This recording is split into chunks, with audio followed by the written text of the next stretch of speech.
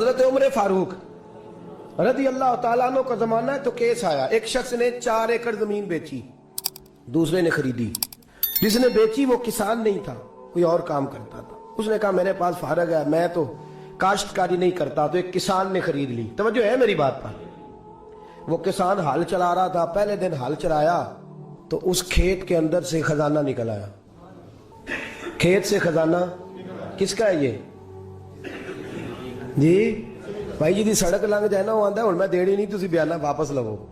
اب تو سڑک گزر گئی ہے، مجھے تو پتہ ہی اب چلا ہے کہ یہاں ہاؤسنگ سوسائٹی آنے والی، میں تو نہیں دیتا ہی، رکھ لیا۔ کیا نکل آیا؟ ہیرے جواہرات چاندی لال نکل آیا۔ اب اٹھا کے نا وہ شخص نکلا ہے وہ رکھ لیتا، سنبھال لیتا، کیا ضرورت تھی؟ ویسے بھی لوگ تو پیسے بتاتے ہی نہیں کتنے۔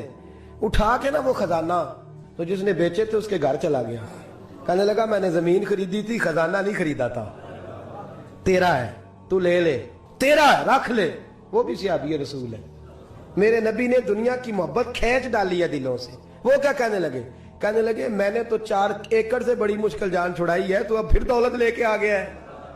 اس نے کہا یہ تیرا ہے، تو ہی رکھ، میں نے زمین بیچی تھی تو جو اس کے اندر تھا وہ سارا ہی تیرا ہے، بیچ ڈالا تھا۔ کہنے لگا نا میں نے زمین خریدی ہے، خزانہ نہیں خریدا۔ وہ کہنے لگا لا بھائی میں نے تو ہر شے بیچ دی ہے، اس میں سے پھل اگے پھول نکلے وہ سارے۔ جاگ رہے آپ لوگ؟ آکو ہے ہی کام جاگرن والا ہے، یہ ہوتا ہی نہیں۔ یہ عجیب معاملہ ہے نا جی۔ یہ فرشتے ہیں جو دنیا میں بستے تھے، یہ انسان تھے جن کو فرشتے بھی دروازے کھول کے دیکھتے تھے یہ کیسے انسان ہے۔ اب مقدمہ حضرت عمر کے پاس آ گیا، توجہ ہے میری بات پر؟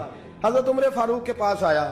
حضرت عمر فاروق نے دونوں کی بات سنی تو جس نے بیچی تھی اس سے کہنے لگے پرانے مالک سے، چل یار تو لے لے، مجھے لگتا ہے کہ تیرے ہی ہیں، تیرے بڑوں نے دبائے ہوں گے، تو نہیں نکال سکتا، تو ہے تو وراثت تیری بنتی ہے نا، رکھ لے۔ کہنے لگا عمر آپ کیا سرائی کر رہے ہیں؟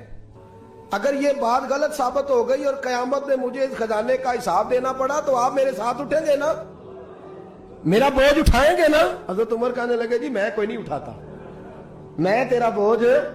اب وہ جس کو بیچا تھا حضرت عمر کہنے لگے بھائی اس نے تو تجھے دے دیا تھا، اب تیرا ہے تو رکھ لے۔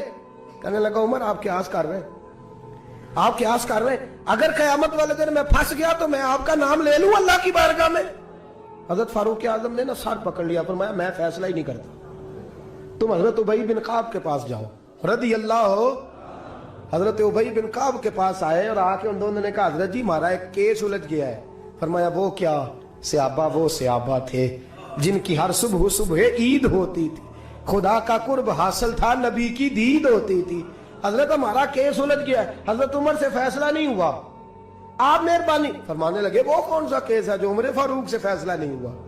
وہ کون سا کیس ہے؟ کہ حضرت جی یہ معاملہ ہے، توجہ ہے میری بات پر، یہ والا معاملہ ہے کہ اس نے بیچی ہے جگہ، میں نے خریدی ہے، اب خزانہ نکل آیا، میں کہتا ہوں تیرا ہے، یہ کہتا ہے نہیں تیرا، میرا میری نہیں۔ جی یہ کون سا دور ہے؟ بولے نا وہ کون سا دور تھا؟ خیر الناس من ینفع الناس، لوگوں میں بہتر وہ جو لوگوں کے لیے نفع بخش۔ یہ کہتا ہے خزانہ تیرا ہے، میں کہتا ہوں نہیں، تو کون سا دور ہو گیا؟ تیرا تیری کا۔ حضرت سیدنا ابی بن کعب رضی اللہ تعالیٰ عنہ نے سر جھکا لیا، کہنے لگے میں فیصلہ کیا کروں، میں بہت بڑا قاضی ہوں پر یہاں میں بھی الجھ گیا ہوں، اب فیصلہ سنو، خوبصورت فیصلہ۔ حضرت ابی بن کعب اس سے پوچھتے ہیں بیچنے والے سے تیرے بچے کتنے؟ کہنے لگا جوان بیٹا ہے۔ خریدنے والے سے کہتے ہیں تیرے کتنے بچے ہیں؟ اس نے کہا جوان بیٹی ہے۔ کہنے لگا میں ان دونوں کا نکاح کر کے سارا سامان انہیں جہیز میں دے دیتا ہوں، ان کا نکاح کر کے سارا کچھ انہیں جہیز میں دے دیتا ہوں، تیرے گھر بھی آ جائے گا، تیرے گھر بھی۔ یہ فیصلہ سیدنا ابی بن کعب رضی اللہ تعالیٰ عنہ نے دیا۔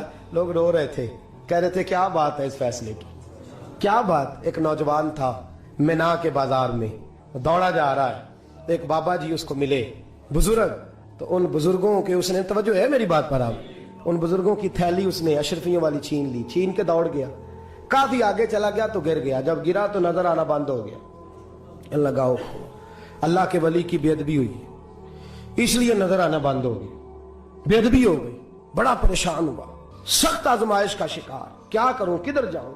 جب بڑی سخت تکلیف کے اندر وہ گرفتار ہوا تو لوگوں سے کہنے لگا مہربانی کرو مجھے بابا جی سے معافی لے دو۔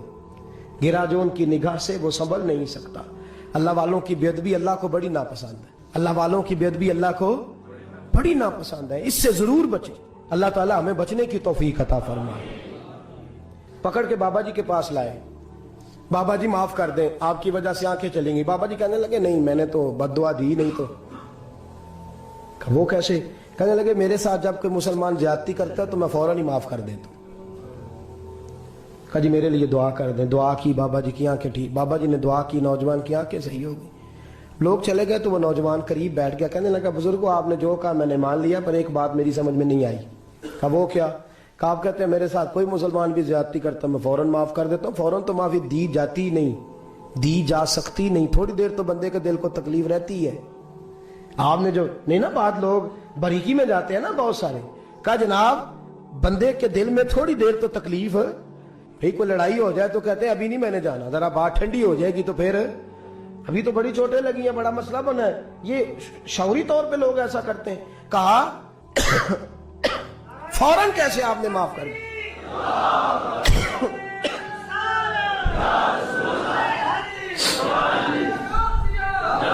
کہا فوراً کیسے معاف کر دیا؟ تو بابا جی کہنے لگے مجھے اپنے نبی سے پیار ہی بڑا ہے صلی اللہ علیہ، ہم عشق کے بندے ہیں، کیوں بات بڑھائی ہے، محبت بڑی ہے رسول رحمت سے، پر میں کیا بات ہے۔ بابا جی کہنے لگے میں نے حضور کی ایک حدیث پڑھ لی ہے، اب جو مسلمان بھی زیادتی کرتا ہے میں فوراً معاف کر دیتا ہوں۔ کہا وہ کیا حدیث؟ سنیں میرے دوستوں، اور بزرگوں کی سوچ دیکھیں کہاں تک جاتی ہے۔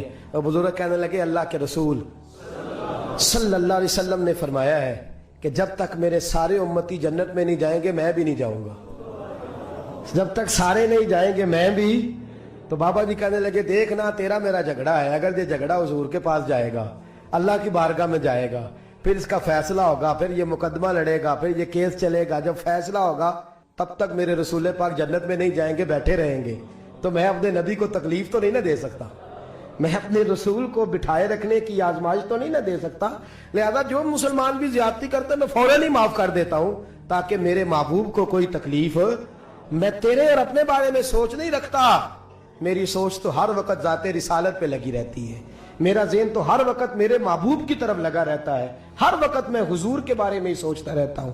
ملی سوچ اپنائیں، قومی سوچ اپنائیں، زندگی میں وہ والے کام کریں جس سے قوم کو نفع حاصل ہو، ملت کا جس میں فائدہ ہو، کچھ ایسا کر جائیں زندگی میں جس سے لوگ نفع اٹھاتے رہیں۔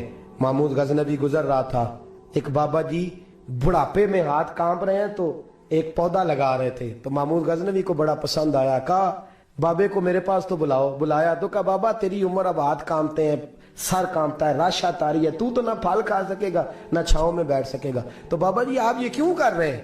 بابا جی کہنے لگے چلو میں نہیں پھل کھاؤں گا، میرے پوتے تو کھائیں گے نا۔ بچے محمود کو بات بڑی پسند آئی، اس نے بابا جی کو ایک اشرفیوں کی تھیلی انعام میں دے دی، کہا تیری سوچ بڑی قومی ہے، بڑی ہے۔ تو بابا جی مسکرا کے کہنے لگے بادشاہ تو ابھی کہہ رہا تھا کہ نہ تو پھل کھائے گا نہ چھاؤں میں بیٹھے گا، اللہ نے مجھے پھل بھی دے دیا ہے، چھاؤں بھی دے دی ہے، ابھی دیکھے نا ابھی میں نے کام کیا، نہیں تو اللہ نے سارا کچھ پہلے دے دیا ہے۔ بادشاہ اور راضی ہوا، اس نے ایک تھیلی اور دی، تو بابا جی مسکرا کے کہنے لگے دیکھ میرے اخلاص میں اللہ نے کتنا فضل کیا ہے، لوگوں کے باغ میں سال میں 1 دفعہ پھل لگتا ہے، میرے باغ میں 2 دفعہ لگ گیا۔